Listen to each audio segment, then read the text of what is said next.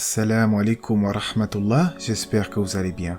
Dans le Coran, Allah nous dit qu'il a envoyé des prophètes et messagers à chaque nation de la terre afin qu'ils transmettent tous le même message, n'adorer qu'Allah seul, sans aucune forme de polythéisme. Il faut dire que la plupart des prophètes mentionnés dans le Coran sont également mentionnés et reconnus dans le judaïsme et le christianisme. Mais le prophète Saleh alayhi salam fait partie de ces quelques prophètes arabes dont l'histoire n'est pas particulièrement connue. Le peuple des Ad et des Samoud furent deux grandes civilisations détruites par Allah à cause de leurs mauvaises actions en guise de châtiment.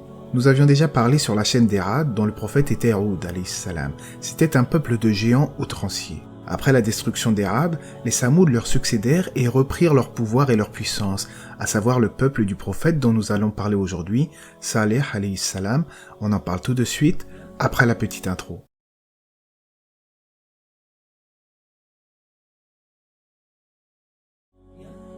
Le peuple de Saleh, les Samoud, était incroyablement riche et construisait de grands bâtiments, tant sur les plaines qu'à même le roc des montagnes.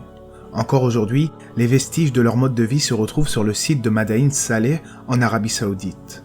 Identifiée comme la capitale du peuple de Saleh, on peut y voir des structures construites à même les montagnes.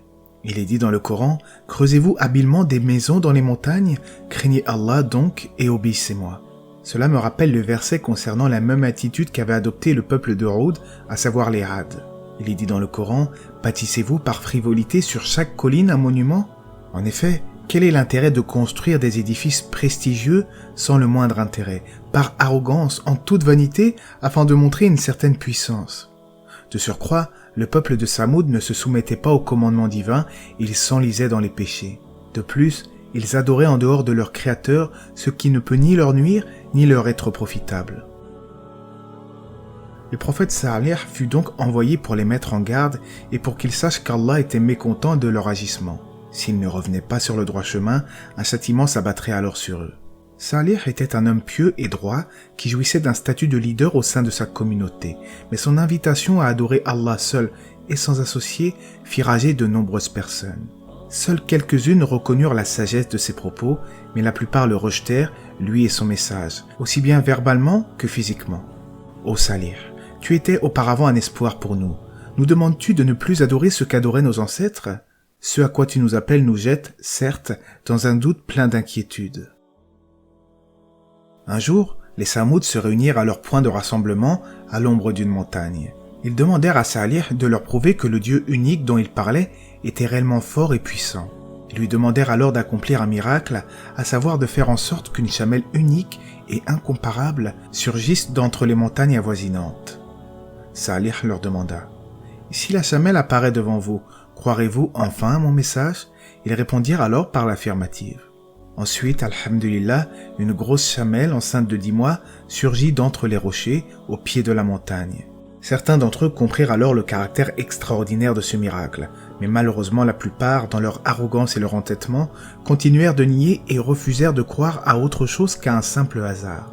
Nous avions donné au Samoud la chamelle, qui était un signe évident, mais ils lui firent du tort. Selon l'érudit Ibn Kathir, il existe plusieurs comptes rendus sur cette chamelle et sur sa nature miraculeuse. On rapporte que cette chamelle surgit d'un rocher qui s'ouvrit pour la laisser passer, et certains témoins affirment qu'elle était si grosse qu'elle buvait des quantités phénoménales d'eau. D'autres affirment qu'elle produisait suffisamment de lait pour nourrir toute la population de la cité. Cette chamelle donc vécut parmi les Samoud un certain temps, mais malheureusement, les mécréants qui avaient tant harcelé et persécuté Saleh se mirent à extérioriser leur colère sur cette chamelle.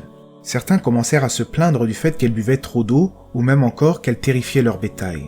Le prophète Saleh se mit donc à craindre pour la chamelle. Il mit en garde son peuple très clairement contre un châtiment terrible qui s'abattrait sur eux s'ils causaient du tort à la chamelle. Il est dit dans le sens du verset « Ô mon peuple, voici la chamelle d'Allah qu'il vous a envoyée comme signe. Laissez-la donc paître sur la terre d'Allah et ne lui faites aucun mal, sinon un châtiment imminent vous saisira. » C'est alors qu'un groupe d'hommes complota pourtant pour tuer la chamelle et, à la première occasion, ils lui décochèrent une flèche, puis la transpercèrent à l'aide d'une épée. La chamelle s'effondra alors sur le sol et mourut. Les meurtriers poussèrent alors des acclamations, se félicitant les uns des autres et se moquant du prophète Saleh. Le prophète Saleh avertit donc son peuple qu'un châtiment terrible tomberait sur eux dans 3 jours, bien qu'au fond de lui-même, Il espérait encore qu'ils finiraient par réaliser leur erreur et par se repentir. Mais non content de s'en être pris à la chamelle, ils complotèrent ensuite pour détruire Salih directement ainsi que sa famille. Il y avait dans la ville un groupe de 9 individus qui semaient le désordre et refusaient de s'amender. Ils dirent « Jurons par Allah que nous attaquerons Salih et sa famille de nuit. Ensuite, nous dirons à son héritier, chargé de le venger, « Nous n'avons pas trempé dans ce meurtre et nous disons certes la vérité. » Un peu comme le prophète Mohammed, les infidèles cherchaient un moyen de tuer leur prophète pour mettre fin à sa mission prophétique. Mais Allah sauve les croyants et il sauva le prophète Salih alayhi salam et ses fidèles qui, le cœur lourd, s'exilèrent. 3 jours plus tard, le châtiment s'abattit.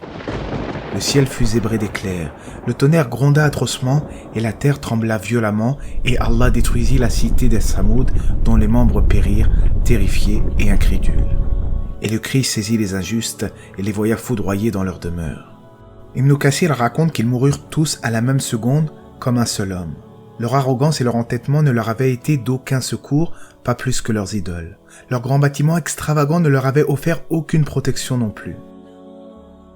Notre Créateur, pourtant, continue d'envoyer des signes clairs aux gens de la terre. Tout autour de nous, nous pouvons contempler la perfection de la création, méditer et se rappeler que toute cette organisation extraordinaire de matière n'est pas le fruit du hasard.